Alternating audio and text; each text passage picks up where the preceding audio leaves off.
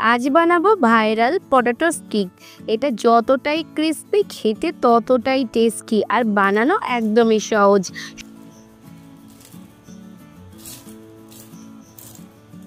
সন্ধ্যাবেলা চা কফির আড্ডায় কিন্তু এটা থাকলে একদম জমে যাবে। তো হ্যালো বন্ধুরা, আমি শুভ্রা, রান্নাঘরে পরিবার চ্যানেলে আপনাদের স্বাগত জানাই।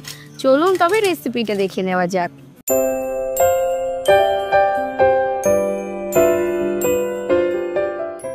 ভাইরাল এই পটেটো স্টিকটা বানানোর জন্য প্রথমেই একটা প্রেসার কুকারে 3টে আলু আমি সেদ্ধ করতে দিয়ে দিচ্ছি। এখানে মাঝারি সাইজের আলু নিয়েছি, কিছুটা পরিমাণে জল দিয়ে দিলাম। এরপর প্রেসার কুকারের ঢাকনা আটকে 2 থেকে 3টে সিটি আমি দিয়ে নেব হাই টু মিডিয়াম ফ্লেমে রেখে। পুরোপুরি আলুগুলো সেদ্ধ হয়ে গেলে প্রেসার কুকারটা নিজে থেকে খুললে তখনই আমি প্রেসার কুকারটা খুলে নিয়েছি। এরপর আলুগুলোকে বার করে আলুগুলোকে খোসা ছাড়িয়ে নেব। সিটি খুলে কিন্তু গরম অবস্থাতেই আলুগুলোকে বার করে নেবেন, নাহলে কিন্তু আলু বেশি জল টেনে নেবে। এরপর একে একে আমি এরকমভাবে আলুর খোসাগুলো ছাড়িয়ে নিচ্ছি, আর সব আলুর খোসাগুলোই এখানে আবার ছাড়ানো হয়ে গেছে। আপনারা চাইলে আলুগুলোকে হাত দিয়ে ম্যাশ করে নিতে পারেন, তবে আমি এরকম একটা গ্রেটারের সাহায্যে বড় গ্রেটারের অংশটা দিয়ে এরকমভাবে গ্রেট করে নিচ্ছি। এতে আলুর মধ্যে যদি কোনো শক্ত অংশ থাকে তাহলে সবটাই গ্রেট হয়ে যাবে।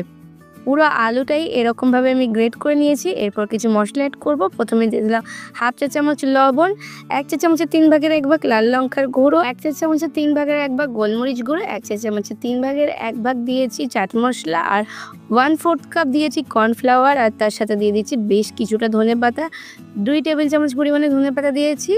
এরপর সমস্ত কিছু হাত দিয়ে ভালোভাবে মিশিয়ে নেব বা মেখে নেব।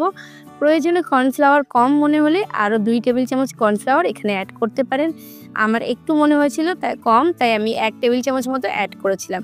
তারপর এরকম যখন একটা ডোর মতো তৈরি হয়ে যাবে, তখন ওই ডো থেকে প্রথমেই একটা চাটুর ওপর কিছুটা কর্নফ্লাওয়ার আগে আমি ছড়িয়ে নিচ্ছি। তারপর ওই ডোটাকে অল্প অল্প পরিমাণে একটু ছোট ছোট করে ভাগ করে নিচ্ছি। ঠিক এরকমভাবে আমি কয়েকটা ভাগ করেছি, এখনও কিন্তু অনেকগুলো ছিল। আর এক একটা ভাগ এরকম হাতের মধ্যে নিয়ে চাটুর ওপর দিয়ে এরকমভাবে রোল রোল করে নেব। একটু মোটা থাকবে, দেখুন দেখলে বুঝতেই পারছেন এটা কীরকম হবে। প্রত্যেকটা কিন্তু একটু মোটা থাকবে, খুব বেশি সরু হবে না। তো এরকমভাবে আমি বাকিগুলো করে নিচ্ছি, আরও একটা দেখিয়ে দিচ্ছি। আর এরকমভাবে সমস্ত পটেটো স্টিকগুলো বানিয়ে নিতে হবে। আপনারা একটু কর্নফ্লাওয়ার এরকমভাবে ছড়িয়ে ছড়িয়ে নেবেন, নাহলে কিন্তু চাটুর গায়ে লেগে যেতে পারে। যেখানে আমি সব পটেটো স্টিকগুলো একইভাবে তৈরি করে নিয়েছি, এখানে আমার অর্ধেকটা পরিমাণে যে পটেটো স্টিক হলো সেগুলোই আছে, বাকি অর্ধেকটা আমি একটা এয়ারটাইট কন্টেনারে ডিপ ফ্রিজে রেখে স্টোর করে রেখে দেবো। এরপর আমি তেল গরম করতে বসিয়ে দিয়েছি। তেলটা খুব ভালোভাবে গরম হয়ে গেলে এক একটা করে পটেটো স্টিক দিয়ে দিতে হবে। আর এগুলো ব্যাচে ব্যাচে ভাজতে হবে, একটু ফাঁকা ফাঁকা করে দিলেই ভালো হয়, এতে উল্টাতে পাল্টাতে বেশ সুবিধা হবে। খুব সফট হয় এগুলো, তাই এক পিঠ ভাজা হয়ে গেলে লাল দাগ ধরলে তবেই কিন্তু উল্টানোর চেষ্টা করবেন। আর এরকম উল্টে পাল্টে যখন বেশ এরকম লাল লাল হয়ে যাবে তখনই এগুলোকে তুলে নিতে হবে। আমি যেগুলো প্রথমে দিয়েছিলাম সেগুলো আগে ভাজা হয়ে গেছিলো, সেগুলো তুলে নেওয়ার পরে যেগুলো দিয়েছিলাম সেগুলো একটু সময় নিয়েছিল, তাই আরও 30 সেকেন্ড মতো সময় লেগেছিল। নেড়ে চেড়ে নিয়ে তারপর তুলে নিয়েছি। একবার ভাজতে 4 থেকে 5 মিনিট সময় লাগবে হাই টু মিডিয়াম ফ্লেমে। আর একইভাবে আমি সব পটেটো স্টিকগুলো ভেজে নিয়েছিলাম ব্যাচ ওয়াইজ করে। আর এখানে আমার সবটা ভাজা হয়ে গেছে। এরপর এগুলোকে আমি সার্ভ করে দিচ্ছি একটা প্লেটে। দেখতে কতটা সুন্দর হয়েছে দেখলে বুঝতেই পারছেন, দেখেও বোঝা যাচ্ছে এটা খুবই ক্রিস্পি হয়। আর আমি এর সাথে টমেটো সস সার্ভ করেছিলাম, আপনারা এর সাথে মেয়োনিজও নিতে পারেন। আমি একটা ভেঙে দেখিয়ে দিচ্ছি, দেখুন এটা কতটা ক্রিস্পি হয়েছে, দেখলে বোঝাই যাচ্ছে। আর ভেতরটা একদম জুসি হয়েছে, ভীষণই কুড়মুড়ে খেতে হয়, ভীষণই মুখরোচক হয়।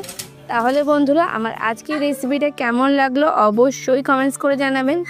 ভালো লাগলে লাইক শেয়ার করে অন্যদের দেখার সুযোগ করে দেবেন। আর যদি ফেসবুক থেকে রেসিপিটা দেখে থাকেন তবে পেজটাকে ফলো করে দেবেন। ইউটিউব থেকে রেসিপিটা দেখে থাকলে চ্যানেলটাকে সাবস্ক্রাইব করে পাশে থাকা বেল আইকনে ক্লিক করে দেবেন। আজকে পর্যন্ত, আবার আসবো অন্য কোনো দিন অন্য কোনো রেসিপি নিয়ে। ততক্ষণ ভালো থাকবেন, সুস্থ থাকবেন।